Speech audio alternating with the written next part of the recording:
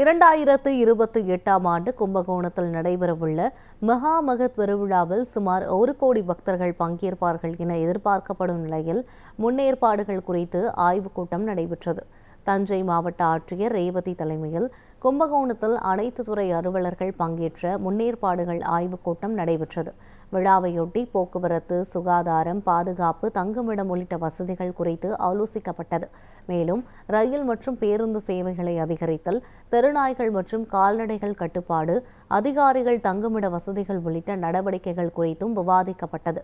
மகாமக முன்னேற்பாடுகள் தொடர்பான ஆய்வுக் கூட்டம் இனி மாதந்தோறும் நடைபெறும் என தெரிவிக்கப்பட்டுள்ளது.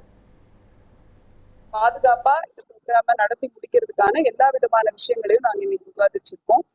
கூடுதலாக தெருவில் தெரியக்கூடிய நாய்கள் எப்படி கட்டுப்படுத்தணும், தெருநாய்கள் கட்டுப்படுத்துறது, அதுக்கு பிறகு பசுமாடுகள் இருந்ததுன்னா அதை பத்திரமா மாத்தி கொண்டு போய் வைக்கிறது, நிறைய கூடுதல் கூட்டம் எதிர்பார்க்கறதுனால எல்லா விஷயங்களையும் முன்கூட்டியே திட்டமிடுறதுக்கான ஒரு முன்னேற்பாட்டு கூட்டம் தான் இன்னைக்கு நடந்திருக்கு.